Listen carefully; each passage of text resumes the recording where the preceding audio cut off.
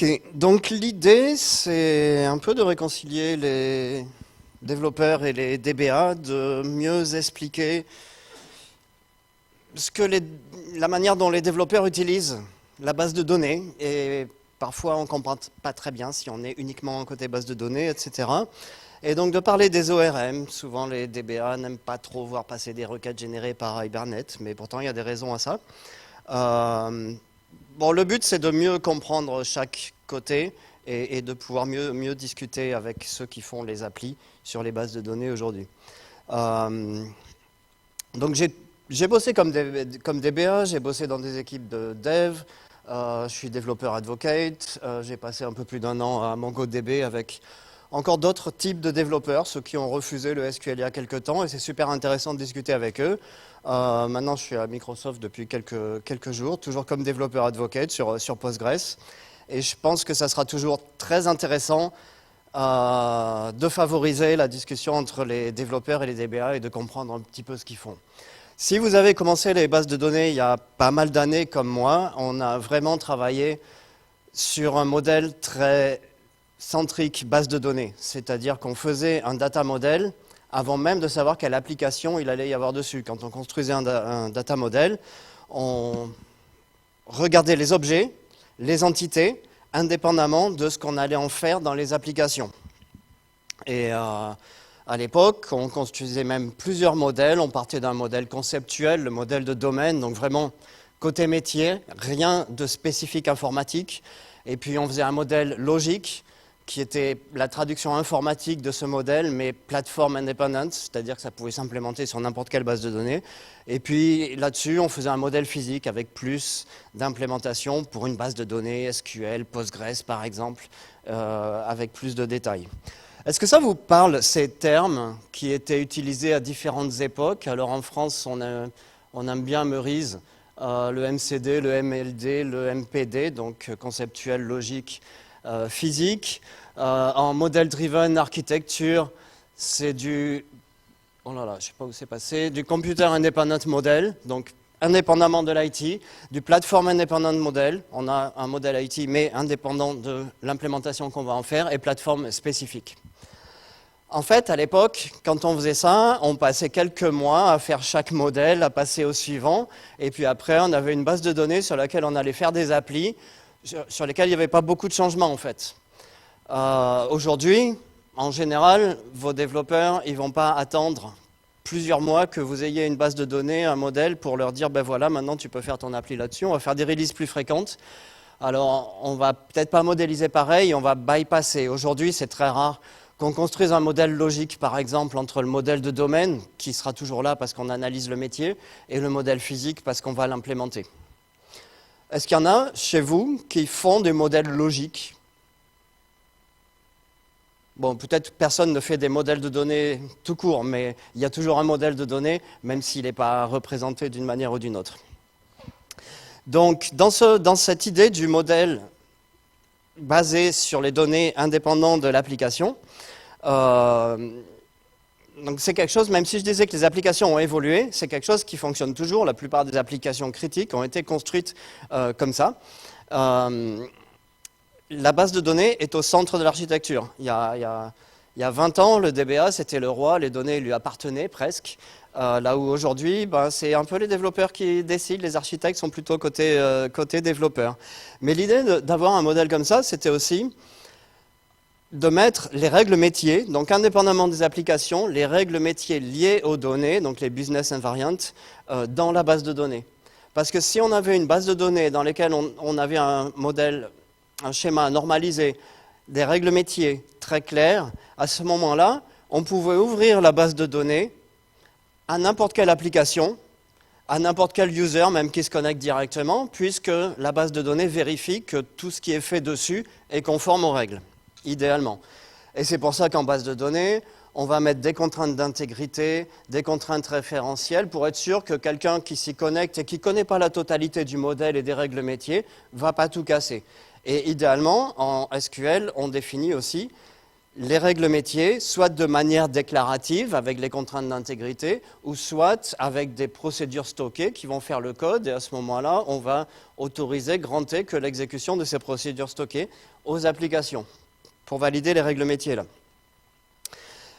L'idée du SQL, c'était aussi qu'un end-user puisse se connecter à la base et soit protégé parce que la base contrôle tout.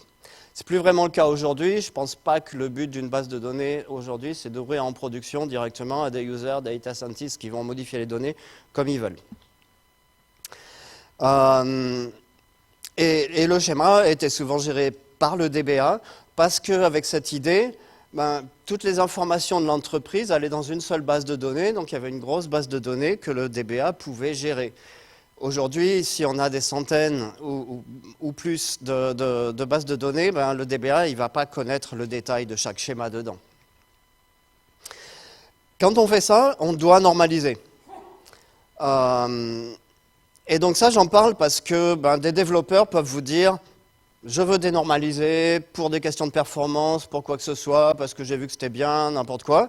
Mais si on veut assurer les règles métiers et faire cette analyse dans un modèle central, on doit normaliser parce que, comme on ne connaît pas l'application, on a fait un modèle qui pouvait casser la consistance des données. Je prends un exemple. Une commande, il y a des infos clients, il y a des infos produits, il y a une adresse, il y a des quantités, il y a des prix. Tout ça, c'est consistant. Quand ça vient de l'application, l'application, elle a une commande.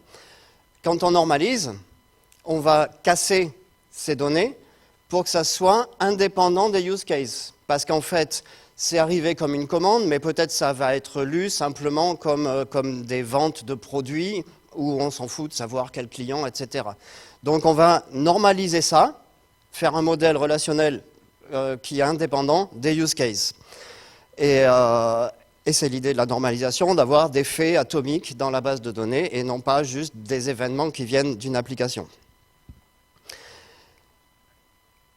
Et on doit déclarer toutes les dépendances dans ce cas-là. Typiquement, quand on a éclaté une commande sur plusieurs tables, ligne de commande, en-tête de commande, produit, client, etc., on doit s'assurer que quelqu'un ne viendrait pas supprimer l'un qui référence l'autre, et donc on va mettre des contraintes d'intégrité référentielles, des foreign keys, mais qui deviennent nécessaires justement parce qu'on a normalisé. Ce que j'essaie d'expliquer là, c'est qu'en tant que DBA, on pense que c'est nécessaire d'avoir des foreign keys partout. Et des développeurs vont venir vers vous en vous disant « Non, mais j'en ai pas besoin, moi j'ai vérifié dans mon appli ce que je t'envoie. Quand je t'envoie une commande, je sais que le client, il existe. Tu n'as pas besoin de vérifier ça en base de données. » C'est vrai, sauf si on a normalisé, qu'on a mis ça dans plusieurs tables. À ce moment-là, il faut qu'on rajoute l'intégrité entre ces tables. Mais ce n'est pas parce que c'est un besoin métier, ça vient du modèle. Donc tout ça, c'est pour comprendre aussi, quand les développeurs vont dire « j'ai pas besoin de foreign key », si vous ne savez pas leur expliquer pourquoi il y en a besoin, eux, ils vont être persuadés qu'il n'y en a pas besoin. Et ça va marcher tant qu'ils auront une seule application qui effectivement vérifie ce qu'elle met en base de données, mais un jour, il y a peut-être une autre application qui va arriver, qui va casser des choses. Donc c'est à vous, et c'est aux développeurs, et c'est à l'architecte, de savoir s'il faut valider quelque chose en base de données, et si on ne le fait pas, si ça a été validé par l'application. Si une nouvelle application arrive, il ne faut pas qu'elle puisse insérer une ligne de commande sans s'assurer que le client existe. Donc soit elle passe par l'application qui gère les clients et qui sait que le client existe, ou soit elle le fait directement en base de données, mais alors la base de données doit vérifier tout ça. Et ça a un intérêt de mettre tout ça en base de données aussi parce que les modèles de données, ils peuvent être assez compliqués et l'utilisateur ou le développeur, il est dans un domaine particulier, il ne connaît peut-être pas le détail de tout ça. Une autre raison aussi, c'est que si on normalise sur plusieurs tables et qu'on ne met pas de foreign key, alors on pourrait se dire c'est pas très grave, au pire s'il y a une commande qui ne référence pas un client, on n'ira jamais la voir puisqu'on va voir les commandes des clients. Sauf qu'au final, on va faire des jointures, et les jointures par défaut, c'est des inner join, où s'il n'y a pas la donnée correspondante, on va juste tout perdre. Donc ça peut être très dangereux. Par contre, donc on est d'accord qu'il faut, sur un modèle relationnel, qu'il faut avoir des contraintes d'intégrité, et ça peut donner l'impression. Moi, j'ai vu beaucoup de DBA, justement, quand ils discutent avec ces développeurs qui pensent qu'ils peuvent tout contrôler au niveau de l'application. J'ai vu des DBA qui vont dire non, mais on est obligé de faire ça en base de données. En base de données, on peut vérifier toutes les contraintes business, toutes les règles business, pour être sûr que ça soit valide. Mais en fait, quand on regarde, il y a très peu de choses qu'on peut vérifier. Alors, c'est vrai que ça fait un filet de protection de mettre des foreign keys en se disant ah, si on importe quelque chose dans le désordre ou qu'on oublie quelque chose, on le saura. Mais il y a des tas de règles métiers qu'on ne peut pas valider comme ça avec les contraintes d'intégrité référentielle. Des exemples de règles métiers, ça peut être alors une commande doit toujours avoir un client. Ça, on est d'accord, une foreign key, c'est facile. Mais les règles métiers sont souvent un petit peu plus complexes. Ça doit venir d'un client actif. Donc un client qu'on connaît, où on a tout ça. C'est déjà plus compliqué de faire ça en base de données. Les lignes de commande, elles doivent avoir des produits distincts. Parce qu'en fait, s'il y a 2 fois le même produit, c'est quantité égale 2, ce n'est pas 2 lignes. C'est déjà plus difficile à faire sur des contraintes d'unicité, par exemple, sur une base SQL. Un client doit avoir 2 moyens de contact. On veut être sûr d'avoir, ça peut être 2 emails, ça peut être 2 téléphones, un email, un téléphone, etc. Ça, ce n'est pas des choses qu'on peut faire en base de données facilement à vérifier, etc. C'est intéressant de voir qu'est-ce qu'on peut valider dans une base de données SQL. On peut valider tout un tas de contraintes du moment qu'elles touchent à une seule ligne, avec une check constraint. Ça, c'est facile. Quand ça touche plusieurs lignes d'une même table, on a 2 types de contraintes. On a les contraintes uniques, qui va juste vérifier l'unicité, donc ça ne va pas vérifier qu'il n'y en a pas plus de 2, mais ça va vérifier qu'il n'y en a pas plus d'une. Sur Postgres, on a aussi une contrainte exclude, qui n'existe pas dans toutes les bases de données, et qui permet de dire c'est l'un ou c'est l'autre. Dans une seule table. Entre plusieurs tables, on n'a pas grand-chose. On a les contraintes d'intégrité, qui permettent juste de savoir qu'on référence quelque chose, mais on doit en référencer un, on ne sait pas si on doit en référencer un certain nombre, on ne pourra pas le mettre. Mais la norme SQL qui a été faite pour pouvoir mettre toutes les règles métiers en base de données, elle a autre chose, elle a les assertions. Dans la norme SQL de 1992, il y a les assertions où de manière déclarative, on peut déclarer tous les exemples que j'ai dit. Par exemple, un client ne peut pas avoir plus de 50 commandes, etc. On peut déclarer ça en SQL, dans la norme, sauf que personne ne l'a implémenté. Oracle a commencé à en implémenter quelques-uns sur la dernière version. Et par contre, on peut, de manière non déclarative, passer par une procédure stockée, donc interdire à l'application d'aller directement faire des inserts, updates, delete sur les tables, et de granter uniquement l'exécution d'une procédure stockée qui, là, va avoir un code procédural et qui peut vérifier tout ça. Tout ça pour dire que finalement, dans la base de données, il y a très peu des règles métiers qu'on peut valider, sauf si on décide de mettre toute la logique dans des procédures stockées. Mais donc le développeur qui vous dit je contrôle tout de l'application, si le DBA vient lui dire non, non, on fait tout en base de données, en fait, on ne peut pas vraiment tout faire en base de données.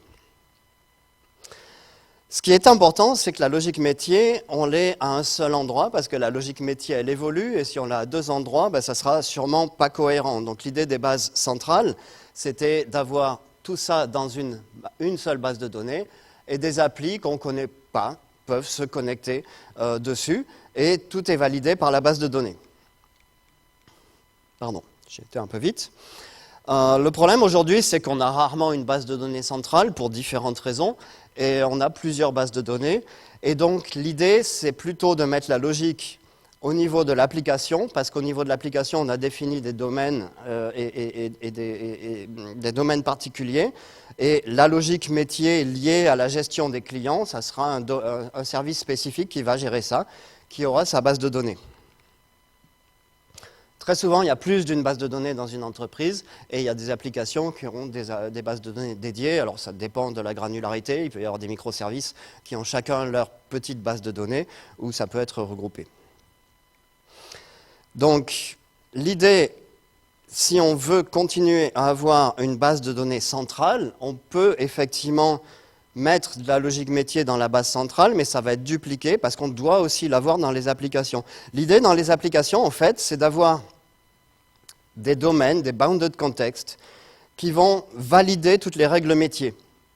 Et des choses qui vont être entre différents contextes, elles ne vont pas faire le lien par la base de données. Elles vont se parler entre elles, mais souvent de manière asynchrone. Ça marche un coup sur deux. Bon. Oui, ok. Les pointillés ici, c'est pour dire que c'est de manière asynchrone que l'application va vérifier. Typiquement, il y a une commande qui arrive, on va vérifier que le client existe. C'est l'application qui va le vérifier. Quand ça va dans la base de données, il y a des chances que le client, ça a été déjà vérifié. L'application ne va pas générer un numéro de client random. Si le schéma change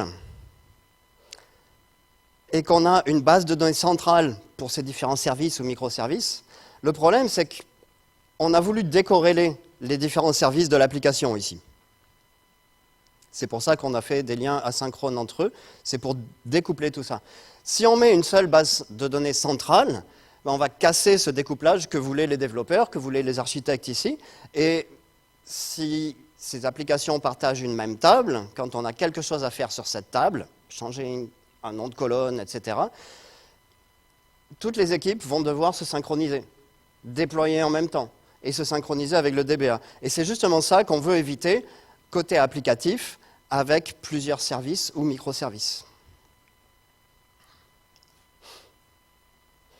L'autre raison pour laquelle les développeurs vont découper un service en microservices, c'est parce que souvent, dans le métier, il y a différents langages, et on veut éviter d'avoir trop d'abstraction pour pouvoir être sûr que les développeurs comprennent les utilisateurs, etc. Par exemple, quand je parlais des commandes, dans le domaine prise de commande, on parle de commandes. Mais au marketing, ils vont analyser les ventes. Et c'est pareil, une commande, c'est devenu une vente, mais juste, ils l'appellent différemment. Alors, si on normalise tout dans une seule base de données, la table, on va l'appeler commande ou on va l'appeler vente. Au pire, on va normaliser, ça va être un événement. Et l'événement, il aura des commandes, des ventes, des factures, etc. On peut avoir de l'abstraction qui va être très complexe, mais ensuite, les équipes, elles vont devoir se comprendre entre elles. Donc, l'idée de séparer les services, c'était aussi ça. Et de ne pas avoir un modèle non plus trop complexe à partir du moment où on est dans un domaine. Ici, c'est probablement trop petit, mais l'idée, c'est que si on normalise tout, une adresse, elle va aller sur 5, 6, 7 tables, parce qu'il y a un code postal, il y a un pays, etc. Et ça, c'est valable si on gère la base de données de la Poste. Forcément, on a besoin de ça. Si on veut juste stocker quelque part l'adresse d'un client qui, de toute façon, a été validé d'une autre manière, on n'a pas besoin de ça. Donc, ça dépend du domaine. Donc, ce qui est arrivé sur les 20 dernières années, c'est qu'on a de plus en plus de bases de données. Comme l'application a découplé différents services, ils ont voulu plusieurs bases de données. Et avec la logique dans ces métiers, et entre les bases de données, dans une base de données, on a des foreign keys, parce qu'on va normaliser quelque chose et on a besoin de foreign keys. Par contre, jamais personne n'a demandé des foreign keys entre les bases de données. Vous ne passez pas par un foreign data wrapper en déclarant des foreign keys. Bon, il y en a qui l'ont demandé, mais en fait, il y a des très bonnes raisons de ne pas le faire. Si le but, c'était de découpler, on ne veut pas avoir quelque chose qui va tout regrouper ensemble. Donc, on se retrouve à avoir non plus une base où tout est consistant avec l'intégrité référentielle, mais à avoir des îlots qui sont consistants et autour où c'est un peu plus asynchrone, la communication entre eux. Et ça, c'est exactement l'architecture des applications et ça se retrouve dans les bases de données. C'est ça la raison pour laquelle, Quel que soit votre choix, si vous décidez de finalement tout mettre dans une seule base de données, peut-être plusieurs schémas, etc., il y a un moment où les développeurs vont vous dire « Non, je n'ai pas besoin de foreign key entre tout, parce que j'ai des îlots qui doivent être indépendants. »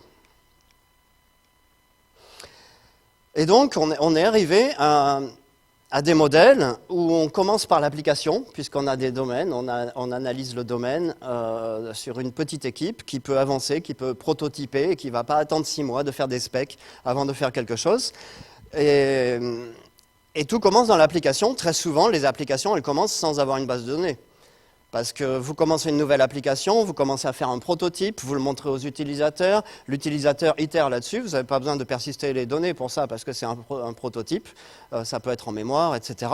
Et ensuite, vous vous posez la question de se dire, on va avoir besoin d'une base de données pour ça, mais il y a déjà un modèle qui a été fait, il y a déjà le modèle qui a été fait dans l'application, et il y a même peut-être déjà des données qui ont été mises pour les données référentielles, etc. Quand on est là-dessus, on n'a pas le même besoin de normalisation qu'on avait avec une base de données centrale, parce que de toute façon, quand on commence à mettre la base de données, on a assez bien identifié l'application, on a les use cases. Ça va évoluer, mais on pourra évoluer la base de données. Mais au départ, on sait que si c'est une application de prise de commande, on sait comment appeler notre table de commande, on sait que les adresses, on a juste besoin de les stocker telles quelles, etc. On n'a pas besoin de normaliser trop. Et la logique business, elle est dans l'application. Parce qu'elle a commencé là, parce que l'objet commence là.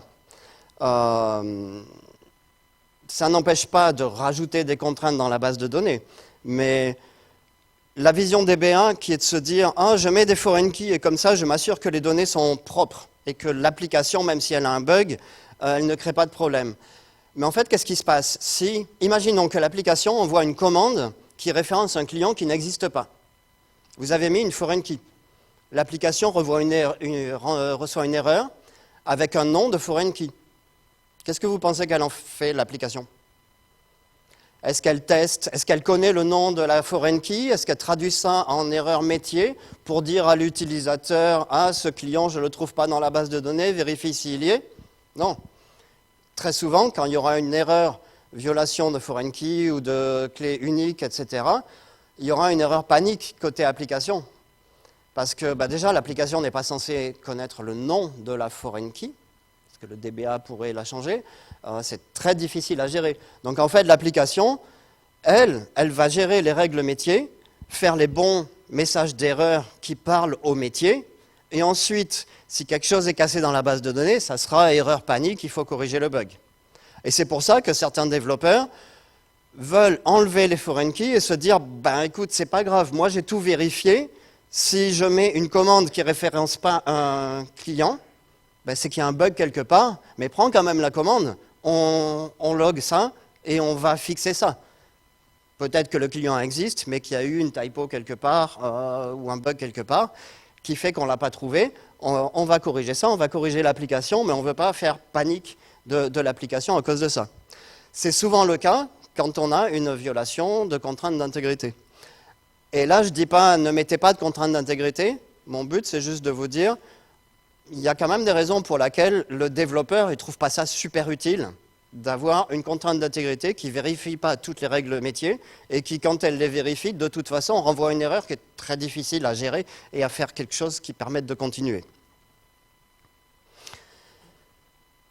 Et le but aussi, c'est que les équipes puissent avancer sans avoir à se synchroniser autour d'une base de données, avoir des scripts de migration, des scripts de déploiement, etc. Donc c'est le domaine application-centric. Les raisons pour lesquelles il y a eu ce changement de passer de database-centric à application-centric, on veut réaliser beaucoup plus rapidement, on veut, dans les grandes entreprises, avoir plusieurs équipes qui peuvent avancer de manière autonome sur différents projets sans avoir à se synchroniser sur une migration, sur un lot par année, etc. Agilité, etc. Il y a aussi le fait de choisir peut-être une base de données différente, etc. Alors ça peut ne pas être une base de données différente, mais peut-être qu'on ne veut pas installer toutes les extensions sur toutes les bases Postgres qu'on a dans l'entreprise. Donc chacun va décider ce qu'il va utiliser en fonction de ses besoins. Et aussi l'idée d'avoir des services différents qui ont des besoins de haute disponibilité différents, etc. Donc de découpler tout ça et tout part de l'application maintenant. Est-ce que vous avez des questions jusque-là ou des remarques, des feedbacks Qui est plutôt full DBA ici et qui est plutôt se considère comme développeur? Donc full DBA, la plupart. Est-ce qu'il y en a qui sont vraiment développeurs et pas forcément DBA? Et est-ce qu'il y en a qui font les deux en fait? Alors ça c'est pas mal, il y a beaucoup de boîtes où c'est séparé, où c'est des objectifs différents, où cette communication est difficile. Si vous faites les deux, je pense que vous avez moins de problèmes sur ces sujets-là, parce que vous voyez les deux parties. Moi j'ai vu beaucoup de DBA qui raisonnent avec la base de données comme si tout se faisait par des requêtes SQL qu'on faisait, qu'on envoyait comme ça, sans penser à comment l'application fait. Ou simplement de dire... un identifiant, on le génère dans la base de données avec une séquence, par exemple, sans penser que peut-être la donnée, elle existait avant la base de données. L'application, elle crée la donnée, elle a besoin de l'identifier avant même de faire l'insert. Et c'est pour ça qu'un ORM, il ne va peut-être pas faire un seul appel à la base de données, il va faire un appel pour demander un ID à la séquence et un autre appel ensuite pour faire l'insert. Et ce n'est pas parce qu'ils sont mauvais, c'est parce qu'ils doivent avoir l'identifiant avant. Oui ?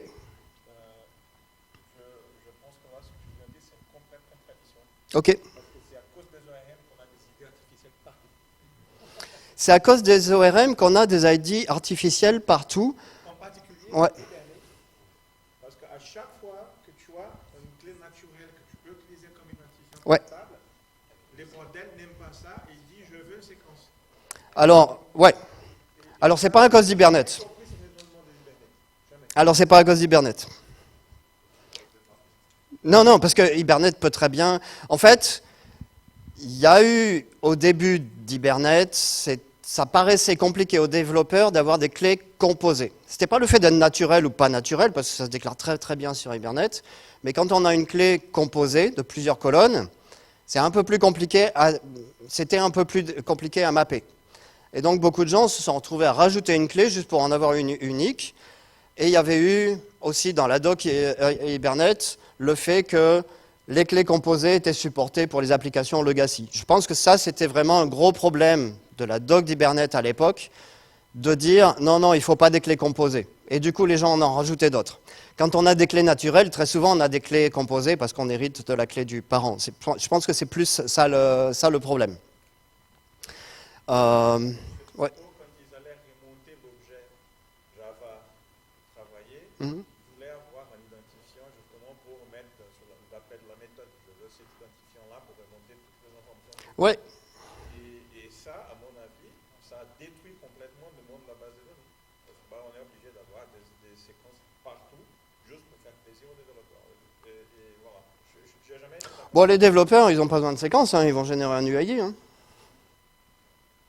Et là, ils ont un identifiant côté base de données. Après, s'ils génèrent un UID random, ils vont créer d'autres problèmes, mais oui. En fait, mon constat final, c'est qu'on a du mal à trouver la ligne dans la base de données parce qu'il n'y a pas de relation entre la clé naturelle et la clé artificielle qui est utilisée. Ouais. Et ça, pour moi, c'est un gros souci. Bon, après, le débat clé naturelle et clé artificielle, il peut être long, mais moi, je pense que c'est plus un problème de clé composite. Parce que clé naturelle, il n'y a pas beaucoup de clés naturelles. La clé, il faut qu'elle soit immutable. Donc, il n'y a pas beaucoup de clés naturelles. Par contre, c'est vrai que quand on hérite, par exemple, si on a les commandes et les lignes de commande, je ne vais pas rajouter une clé artificielle pour les lignes de commande. Je vais utiliser la commande et puis un numéro de séquence. Je pense que c'est plutôt là qu'il y avait un problème où par simplicité pour le développement, ils en ont rajouté. Sinon, clés naturelles, il y a très peu de clés naturelles qui sont immutables et si elles ne sont pas immutables, ça va poser des problèmes un jour. Mais oui, ça peut être un débat très long, mais je pense qu'il faut... C'est intéressant de voir comment les applis sont construites en fait, et comment Hibernate est utilisé. L'objet existe et a besoin d'un identifiant avant d'aller sur la base de données. Donc ça peut être une séquence, ça peut être autre chose, mais on ne peut pas créer un objet dans l'application et attendre qu'il soit inséré pour pouvoir l'identifier, parce qu'il y a besoin de l'identifier avant.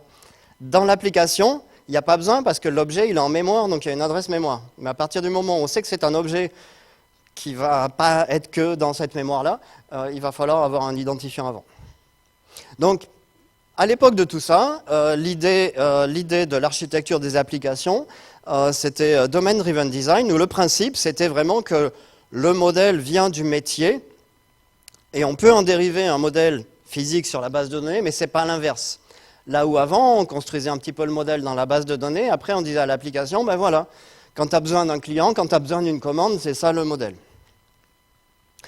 Et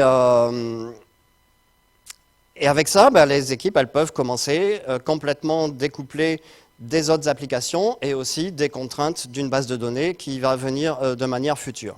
Je vais passer très vite là-dessus, c'est aussi juste pour dire que souvent en base de données, on a l'impression que on déclare beaucoup de choses sur les relations, mais en fait, si vous regardez le domaine métier, il y a beaucoup plus d'informations sur les relations entre les données, les associations entre les données, qu'en base de données. Parce que finalement, en base de données, SQL, tout ce qu'on sait déclarer, c'est une foreign key. C'est un one-to-many.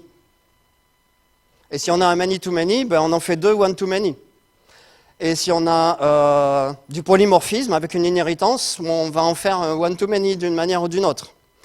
Et sur un one-to-many, on ne va pas faire la différence, genre, commandes et lignes de commande, elles sont quand même assez liées. Il y a quand même quelque chose d'important dans leur relation, c'est qu'elles ont un parent exclusif. La ligne de commande, elle va appartenir à une seule commande. On n'a pas vraiment cette notion dans la foreign key, à part si on voit un delete cascade, on peut s'attendre à ça. Mais quand vous regardez un modèle métier, il y a beaucoup plus de choses pour décrire le métier que ce qu'on a dans la base de données SQL. Et ça encore, je ne dis pas ça pour dire qu'il y a des problèmes dans la base de données SQL, mais c'est plus pour comprendre que le développeur, il a un peu plus et il a l'impression que quand il va sur la base de données, on le contraint à beaucoup de choses. De même que en base de données, nous, on connaît juste des entités. Et on va peut-être parler des séquences là. Si vous regardez un modèle de domaine dans du Domain Driven Design, vous avez des entités et vous avez des choses qui ne sont pas des entités, qui sont juste des valeurs. Typiquement, une entité, c'est quelque chose qui a un identifiant. Un client, il a un identifiant. Il peut changer son nom, son adresse, sa photo, tout, ça sera toujours le même client. Ça, c'est une vraie entité. Par contre, je ne sais pas si j'ai un exemple ici. Oui, j'ai des exemples. Une adresse, à part si on bosse à la poste, ou peut-être c'est une entité, mais de manière générale, une adresse, c'est juste une valeur. C'est-à-dire que si on a deux clients qui habitent à la même adresse, on s'en fout de savoir que c'est la même adresse. On n'a pas besoin d'avoir un identifiant qui va nous dire « Oh, ils habitent à la même adresse ». Quand je prends une commande, je veux juste savoir où livrer. J'ai besoin de la valeur. Et je peux comparer la valeur, me dire « Oh, c'est la même valeur, c'est peut-être la même adresse », mais je n'ai pas besoin d'un identifiant là-dedans. Et on rejoint un peu les clés naturelles ou pas. Une entité, elle a une clé naturelle. On peut décider de ne pas garder la clé naturelle parce qu'elle peut bouger, mais normalement, elle a une clé naturelle. Par exemple, un Customer ID, on l'a, c'est une clé naturelle parce qu'elle est exposée dans les commandes, exposée au client, et elle ne va pas changer. Et donc, elle en a une. Par contre, quand il y a une value object qui n'est pas une entité, par exemple une adresse, les développeurs se retrouvent à rajouter une surrogate key, une nouvelle clé, parce qu'on les a forcés à normaliser sur plusieurs tables. Mais au départ, ils avaient juste une valeur. Ils avaient un nom de rue. Et nous, on les a forcés à rajouter un identifiant parce qu'on leur a dit bah, ton nom de rue, tu ne vas pas le stocker dans la même table, on a une table pour les noms de rue. Pas encore arrivé à la BI. Ah ouais. Alors au niveau BI, ben, on fait un petit peu pareil. Après, on sort des dimensions et des faits et on va souvent créer d'autres identifiants là-dedans ou utiliser les valeurs naturelles. Je crois que c'est l'exemple dont j'ai parlé. Je vais passer plus vite là-dessus et juste dire aussi que bah, ça dépend du domaine en fait. C'est-à-dire que dans certains domaines, une adresse, ça sera juste une information. Dans d'autres domaines, peut-être que ça sera vraiment... Il y a des domaines où on aura besoin d'identifier si deux personnes habitent exactement à la même adresse ou pas. Au niveau légal, administratif, probablement qu'on a besoin de ça. OK, et dans le domaine Driven Design, l'idée, c'est qu'on a des entités, on a des value objects, mais on travaille dessus avec une frontière de consistance qui est l'agrégat. Par exemple, une commande, c'est un agrégat, c'est un document ou un objet ou un email sur lequel il y a toutes les informations, entités ou valeurs. Il y a l'adresse du client, il y a le nom du client, etc. Donc un agrégat, c'est un cluster d'entités, ça c'est les définitions dans le Domain Driven Design. Et ce qui est important, c'est que l'agrégat, il a un owner, c'est l'aggregate root. Par exemple, sur une commande, la commande, c'est le owner. Et le client, c'est une information, etc. Le fait d'avoir un owner, c'est ce qui va faire que l'application a un seul endroit où on va mettre la logique métier. Parce qu'il y a le owner de la commande, et donc tout ce qui concerne les règles métiers de la commande seront là-dessus. C'est des objets. Dans l'application, ça va être des objets avec une racine de l'objet.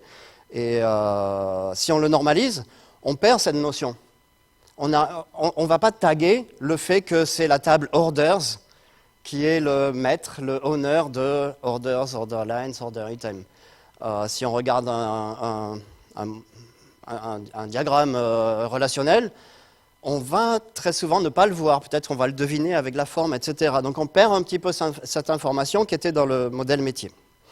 Et le développeur raisonne consistance, transaction par rapport à ces agrégats. C'est-à-dire qu'une commande, le développeur ne va pas commencer à se dire « Oh, est-ce qu'il faut des clés étrangères, etc. » tout ça, parce que lui, la commande, elle est toujours ensemble. Après, quand on passe par un ORM ou par des requêtes, après, on va le stocker dans plusieurs tables, et là, il va falloir se poser la question de se dire « Alors, je le mets dans plusieurs tables, mais du coup, je dois m'assurer que les foreign keys, elles sont toujours là. Et quand je vais le lire, je m'assure de faire des jointures qui ne vont pas perdre les données au passage, etc. » Donc, l'ORM ou l'écriture des requêtes doit y penser, l'écriture des transactions aussi. Parce qu'à partir du moment où vous splittez tout ça, quand vous insérez une commande, vous devez vous poser la question, quel niveau d'isolation je dois utiliser pour ma transaction?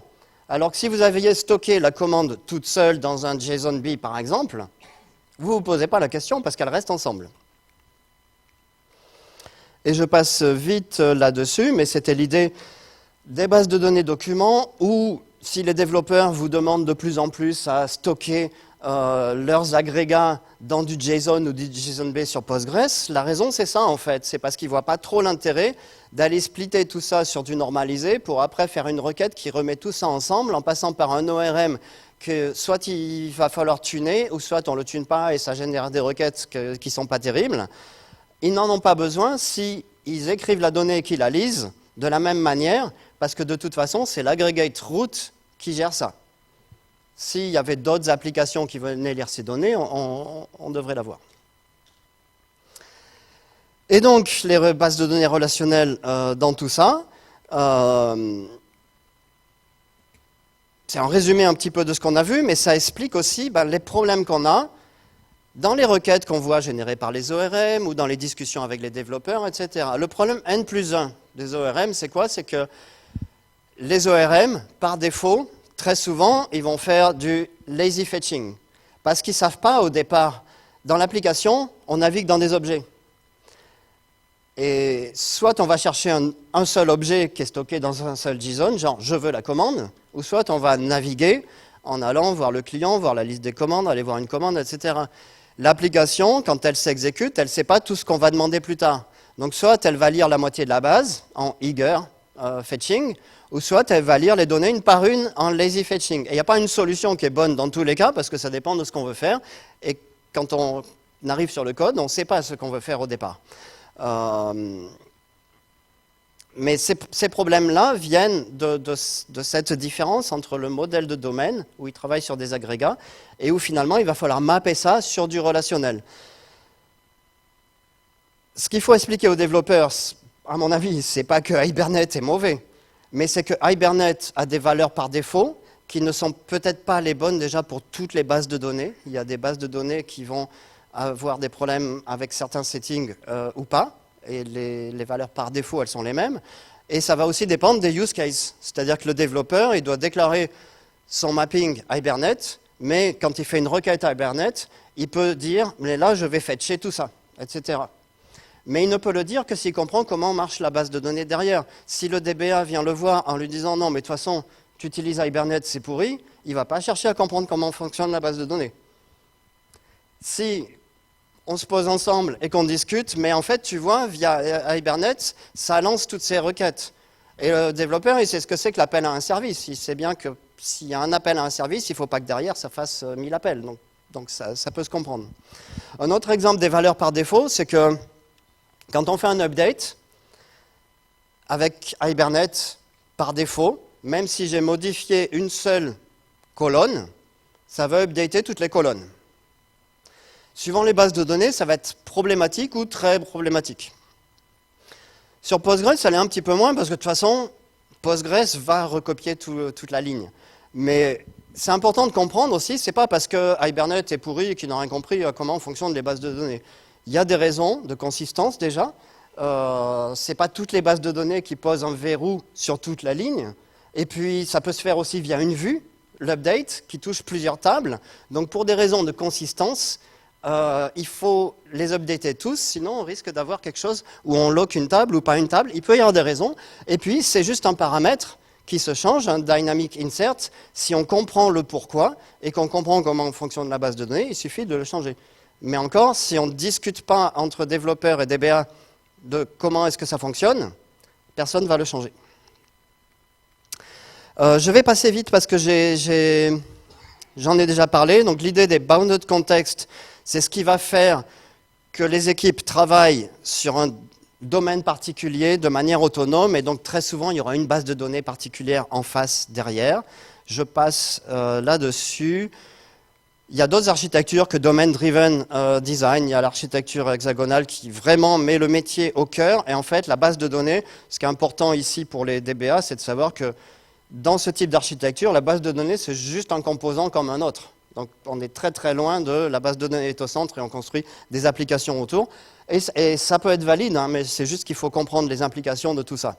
Et juste pour redonner en 3 minutes une idée de comment ça fonctionne pour le développeur, bon ça c'est juste une représentation dans les descriptions du domain driven design de ce que je disais. En fait, un agrégat, par exemple une commande, comment est-ce qu'elle devient plusieurs tables, et du coup la donnée est splittée, c'est pour ça qu'il faut un peu d'intégrité référentielle derrière.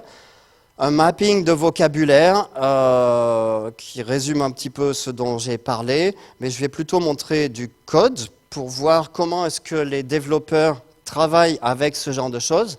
Pour un développeur, quand il travaille avec une commande, il décrit un objet commande sur lequel il y a des infos comme ça, genre le client, qui a un email, des lignes d'item, etc.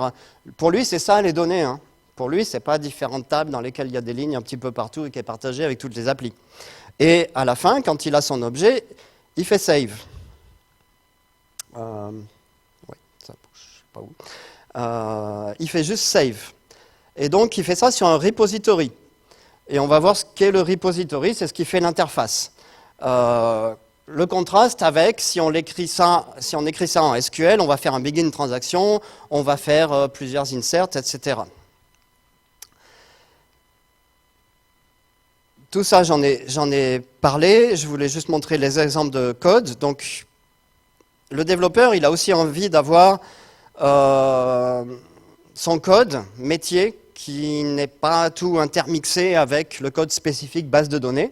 Et donc, il va passer par une interface. Par exemple, déclarer une fonction qui recherche une commande avec son identifiant de commande ou qui en sauvegarde une. Et ensuite, il va y avoir des implémentations pour différentes bases de données. Par exemple, sur une base document, ça va être sur une collection, ou sur une base relationnelle, des tables Postgres relationnelles.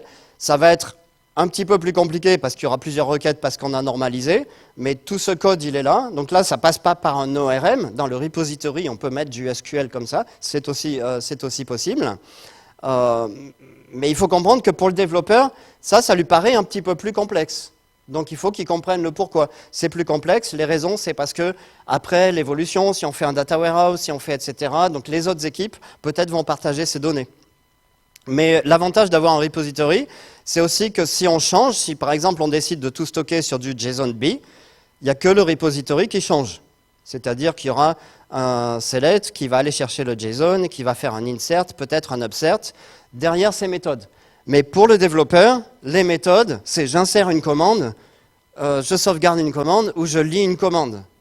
Tout le reste qui est généré, qu'on voit passer sur la base de données, nous, on a l'impression que le développeur il doit se poser la question et écrire tout le SQL, mais le développeur, il a aussi beaucoup d'autres choses à faire. Donc, pour le développeur, c'est ça, et c'est important de comprendre ça quand on discute entre DBA et développeur. Donc, ce qui est important, c'est que le DBA puisse amener l'expertise de comment fonctionne la base de données derrière, parce que le développeur ne sait pas forcément comment ça va être verrouillé sur une base de données spécifique, par exemple. Mais c'est aussi important que le DBA comprenne les besoins du développeur en termes de flexibilité, en termes de mapping, et puisse aider au mapping Hibernate, à mon avis, aider au mapping Hibernate plutôt que de dire Hibernate c'est pourri, je ne veux même pas voir ça. Donc c'était l'idée de la présentation, c'était aussi d'amener quelques termes. Les termes Domain-Driven Design, ce n'est pas toutes les applis qui se construisent en Domain-Driven Design, mais très souvent les architectures modernes, elles tournent autour l'idée de comprendre qu'il y a des agrégats dans lesquels il y a de la consistance et qu'il y a volontairement de l'éventuelle consistency entre les agrégats, justement pour découpler. C'est important de comprendre le besoin qu'il y a derrière et pas juste de dire bon, ils font n'importe quoi avec la base de données. Voilà, merci. Et puis je ne sais pas si on a du temps pour les questions, mais sinon, pendant la pause.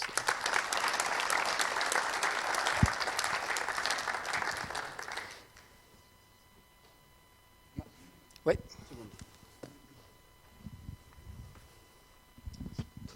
Non, c'est plus une remarque. J'ai longtemps été développeur.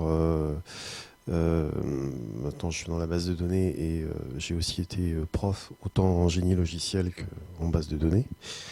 Et je pense qu'il y a un problème qui est plus profond, qui est culturel. Déjà, les développeurs, beaucoup n'aiment pas SQL. Ça, c'est un problème de formation.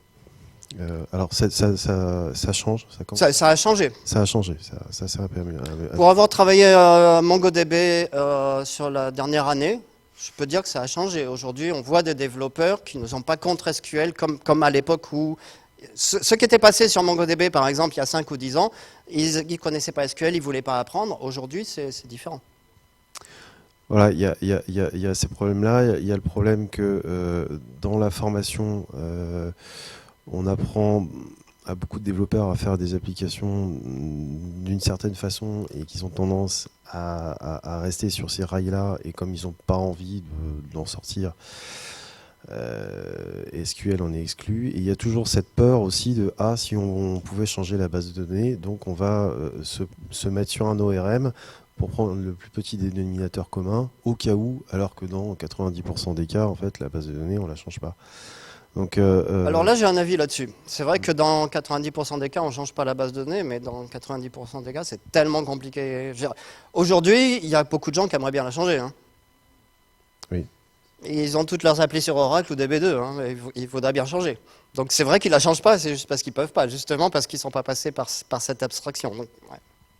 Oui, voilà. Donc, je dis pas que c'est justement, c'est pour dire que ça a une raison. C'est une raison historique, c'est une réponse à ces problèmes-là. Mais en fait, pour moi, le problème est davantage culturel qu'un problème technique. Moi, je dirais plus politique en entreprise que culturel. Et politique. En fait, quand on parle aux gens, c'est OK. Mais très souvent, les équipes développement et les équipes DBA, elles sont sous 2 départements qui ont des objectifs complètement différents. Le DBA, il voudrait qu'on ne touche pas à sa base de données. Le développeur, il voudrait faire des releases tous les jours. Voilà. Et la logique d'un ORM n'a rien à voir avec la logique d'une base de données qui est une logique d'ensemble, ensembliste. Alors qu'un ORM, c'est une logique d'entité individuelle. Enfin, on a toutes ces choses-là qui font que... ouais, en fait, la logique de l'ORM, c'est de mapper ça sur de l'objet. Mais ouais, c'est parce que l'application travaille en objet et qu'on veut faire de l'ensembliste dans la base de données. Enfin, voilà, donc... bon, oui. C'est... Mais c'est vrai qu'au niveau université, éducation, tout ça, je pense qu'il y a aussi quelque chose à faire, c'est sûr. Pardon, une dernière petite question. Voilà, pause. Fabio.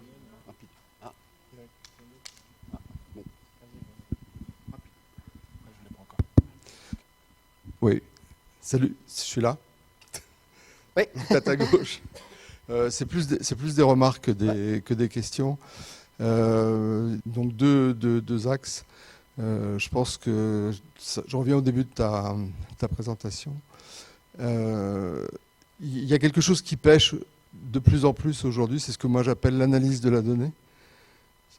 Plus personne ne fait ça. Donc je crois qu'on comprend plus exactement comment est la donnée. Donc on fait plein d'erreurs. Tu vois, réfléchir sur ce qu'est une adresse et comment on doit la manipuler, c'est très important. Effectivement, il y a plein de gens qui ne se posent pas de questions. Une adresse, c'est un champ texte. Un nom de pays, c'est un nom de pays. Il n'y a pas de référentiel, on s'en fout. Enfin bon, déterminer, bah si. Il y a un référentiel, on n'a pas inventé un nom de pays random en fait. On a lu un référentiel. Le référentiel, il n'est plus dans la base de données en fait. Il y a d'autres services qui fournissent une liste des pays. Oui, mais je suis bien placé pour savoir que c'est quelque chose qui est extrêmement difficile à constituer, ce référentiel. Ah ouais. Bon. Et pourtant, il y a que 260 noms de pays ou 300 noms de pays, on va dire. Bon, l'analyse, c'est un problème. La façon de stocker la donnée, ça devrait être du ressort. Alors, moi, j'aime pas dire DBA parce que DBA, c'est tellement de choses différentes, mais c'est des gens qui savent comment il faut le faire. Et malheureusement, c'est souvent laissé aux mains des ORM qui traduisent des objets. Alors bon, je ne peux pas parler des objets parce que c'est quelque chose que j'aime pas tellement. Et alors donc le deuxième axe, c'est par rapport à la façon dont on conçoit les bases de données. J'ai l'impression qu'on a oublié. Alors moi, je suis pas un fan des méthodes parce que j'en connais plein, j'en ai appris plein, mais même si on est simplement meurisien. Il ne faut pas oublier qu'en étant parti du MCD, du modèle conceptuel de données, on doit arriver jusqu'au modèle externe de données. Et c'est ce modèle externe de données qui est dans la base de données, alors concrétisé par des vues matérialisées, qui se rapproche le plus de ce que l'utilisateur ou le développeur connaît, comprend. Et c'est avec ça qu'il faut travailler. C'est pas avec les structures complexes et absconses des tables. Et donc, moi, je prône plutôt des utilisations de services qui sont basés sur des méthodes. Et donc, c'est les méthodes qui traduisent ce qu'envoie l'applicatif en données dans la base. Et c'est là qu'on... Genre procédure stockée, du coup, si c'est en base de données. Fonction, oui, par exemple. Oui. PLSQL, oui. Oui, ça marche bien. Après, il y a une autre raison pour ne pas faire du PLSQL. C'est que... Non, mais on parlait du lock-in. On n'est pas obligé de faire... Oui, enfin, bon. Moi, je fais des web services stressful et voilà. Et donc, après, c'est très important de décorréler les deux. Voilà. Et on s'en sort très bien comme ça. Et après, les identifiants, les UID, les trucs... Après, je vais juste rajouter un truc, ça dépend de l'organisation. C'est-à-dire que si vous êtes une boîte où il y a 3 développeurs et que vous faites du microservice, il y a sûrement quelque chose qui ne va pas.